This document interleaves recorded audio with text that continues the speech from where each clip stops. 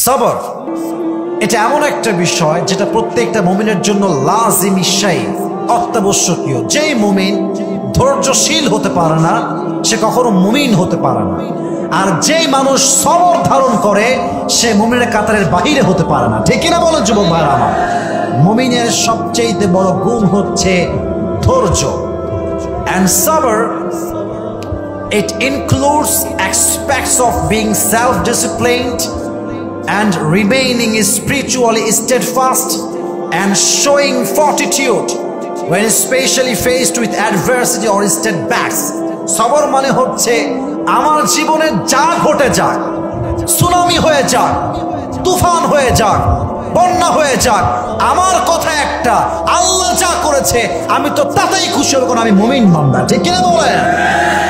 এটা হচ্ছে সবর। আধ্যাত্মিকভাবে অবিচল থাকতে হবে। जो भी हो जाए जिंदगी में गिव अप करना नहीं है मेरे दोस्त। যা হবে হবে।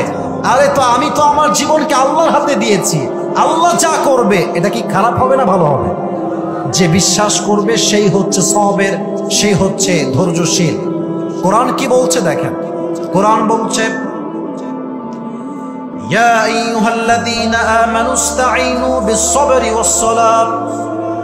হে আমার ঈমানদার বান্দারা, তোমরা যদি আল্লাহর সাহায্য চাও দুইটা শর্ত লাগবে। এক, ইসতাঈনু বিস-সাবর, সাহায্য চাও নামাজের সাথে। দুই, সাহায্য চাও ধৈর্যের সাথে।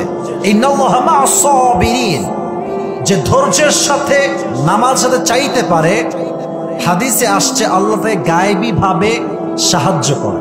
সুবহানাল্লাহ তো পড়ছেন না আপনারা সবাই? গায়েবী ভাবে সাহায্য করে। আমি আমার জীবনে দেখেছি। আচ্ছা, আমি তো গত বছর একটা কার অ্যাক্সিডেন্ট করছিলাম। আপনারা কেউ কি জানেন নাকি যুবক ভাইয়েরা? আমার গাড়ি ভেঙে চুরে একদম শেষ।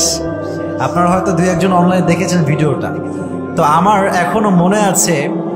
দেখেন, নামাজ এবং ধৈর্য মানুষটি কত দূর নিয়ে যায়। সেই দিন আমার গাড়ি যখন অ্যাক্সিডেন্ট হয়, আমার গাড়ির স্পিড ছিল মেবি 70 কিংবা 80-তে। একদম ছোট রাস্তায় আমরা যাচ্ছিলাম। আপনার সবাই কি সিট বেল্টের নাম শুনছেন না? সিট বেল্ট দেখবেন গাড়িতে উঠলে সিট বেল্ট থাকে, এটা বাঁধতে হয় ফর সেফটি। তো সেদিন আমি সেফটির জন্য সিট বেল্টটাও বাঁধি নাই। আমার দিকে তাকান, আমার গাড়ি যাচ্ছে রোড দিয়ে, আমি যাব ডানে।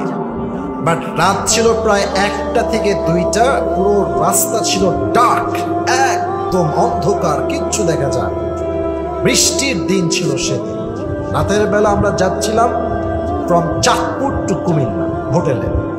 জাস্ট 1 সেকেন্ডের ব্যবধানে গাড়িটা 70 বা 80-তে স্পিডে ছিল, এমন যে গাছের সঙ্গে ধাক্কা লাগলো। আমি জাস্ট আমার ফোনটা হাতে নিয়ে কোনো একটা স্পিচ শুনছিলাম, মুফতি ম্যাঙ্ক নামে একজন স্কলার। তার গাড়ি যখনই ধাক্কা লাগলো গাছের সাথে, এক ধাক্কায় আমার বাম হাত দেখেন। আমি জাস্ট প্র্যাকটিক্যালি বোঝাবার ট্রাই করছি ধৈর্য কাকে বলে।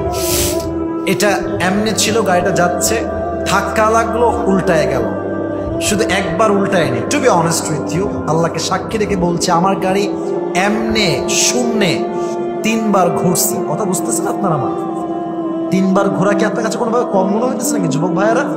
না, একদম কম না। এমনে ঘুরছে সিধা, আবার ঘুরছে, আবার সিধা। 3 নাম্বারে গিয়ে একদম রাস্তার নিচে বিশাল বড় খাল ছিল, পানির খাল। ওখানে গিয়ে গাড়িটা পড়ে গেছে। পানি ঢুকতে শুরু করেছে গাড়ির ভেতরে। আমি কিন্তু কোনো সিট বেল্ট বাঁধি নাই। সত্য কথা বলছি, হিসাব যদি করেন সাতক্ষীরার ভাইয়েরা, কলরোয়ার ভাইয়েরা, হিসাবে আমি আজকে সেই দিনই কবরের বাসিন্দা হয়ে যেতাম। সত্য কথা বলছি। বাট দেখেন, এত বড় একটা অ্যাক্সিডেন্ট, আমার একটা চুল পরিমাণ কোনো আঘাত আমার দেহেই লাগে নাই। আমি আপনাকে সত্য কথা বলছি। ইভেন আমাদের যারা ছিল কারোরই লাগে নাই, কিছু হয়নি। আল্লাহু আকবার। এর মানে হচ্ছে এটা যে ধৈর্যের সাথে কাজ করবে, আল্লাহ তাকে প্রত্যেকটা জায়গায় গায়েবী ভাবে সাহায্য করে বিপদ থেকে মুক্তি দান করবে। সুবহানাল্লাহ পড়েন সবাই। ইসতাঈনু বিস-সাবরি ওয়াস-সালাত। অপরায়ণ আল্লাহ তাআলা বলছেন, ইয়া আইয়ুহাল্লাযীনা আমানু ইসবিরু ওয়া সাবিরু ওয়া রাবিতু। হে ঈমানদারেরা, ধৈর্যশীল হও, ধৈর্য নিয়ে প্রতিযোগিতা শুরু করো। এবং তোমরা ধৈর্যের পথে অবিচল থাকো। কি হবে ফলাফল? লাআল্লাকুম তুফলিহুন, যে ধৈর্যশীল হবে তার সফলতা আল্লাহ নিজেই তাকে দান করবে। সুবহানাল্লাহ পড়েন আপনারা।